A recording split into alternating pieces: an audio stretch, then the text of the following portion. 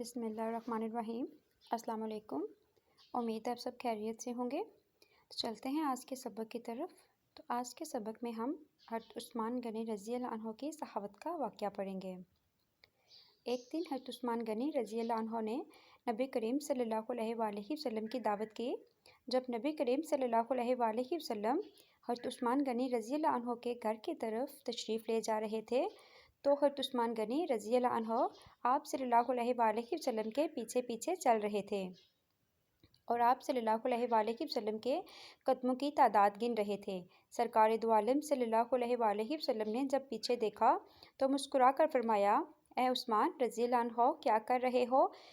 حضرت عثمان غنی رضی اللہ عنہ نے عرض کیا، یا رسول اللہ صلی اللہ علیہ وآلہ وسلم، میں آپ صلی اللہ علیہ وآلہ وسلم کے قدم مبارک گن رہا ہوں تاکہ میں اتنے غلام آزاد کروں۔ دعوت ختم ہونے کے بعد حضرت عثمان غنی رضی اللہ عنہ نے ایسا ہی کیا اور اتنے ہی غلام آزاد کیے۔ حضرت علی رضی اللہ عنہ اس دعوت سے متاثر ہوئے اور گھر آ کر حضرت فاطمہ الزہرا رضی اللہ عنہ سے اس دعوت کا ذکر کیا۔ حضرت فاطمہ الزہرا نے فرمایا، علی رضی اللہ عنہ، اگر آپ چاہتے ہیں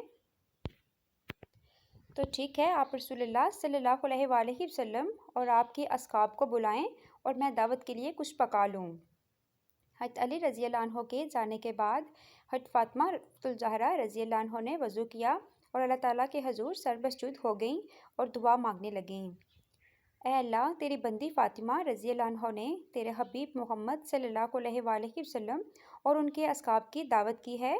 تیری بندی کا صرف اور صرف تجھ پر بھروسہ ہے، لہٰذا اے میرے مالک و خالق، آج تو فاطمہ رضی اللہ عنہ کی لاج رکھ لے اور اس دعوت کے لیے کھانوں کا انتظام عالم غیب سے فرما۔ سیدہ رضی اللہ عنہ نے یہ دعا مانگ کے ہانڈیوں کو چولہوں پر چڑھا دیا۔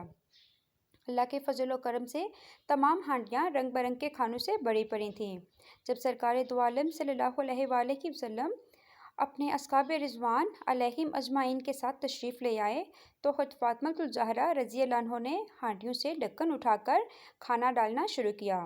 اصحاب رسول اللہ صلی اللہ علیہ وآلہ وسلم کھانوں کی خوشبو سے حیران رہ گئے۔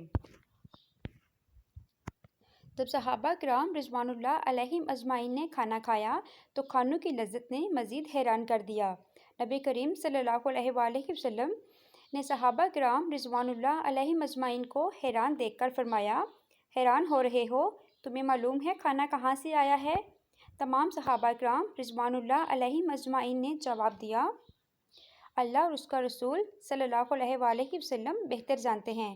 سرکار دو عالم صلی اللہ علیہ وآلہ وسلم نے فرمایا، حضرت فاطمہ رضی اللہ عنہ نے یہ کھانا ہم لوگوں کے لیے جنت سے منگوا کر دعوت کی ہے۔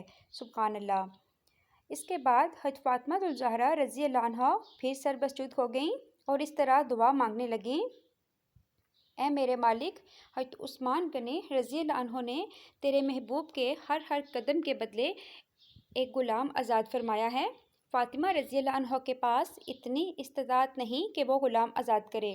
اے میرے رب، تو نے پہلے بھی میری لاج رکھی اور جنت سے کھانا بھیج دیا، اب تیرے محبوب صلی اللہ علیہ وآلہ وسلم جتنے قدم چل کر میرے گھر آئے اتنے ہی سرکار دو عالم کے امتی جہنم کی آگ سے آزاد فرما دے، آمین۔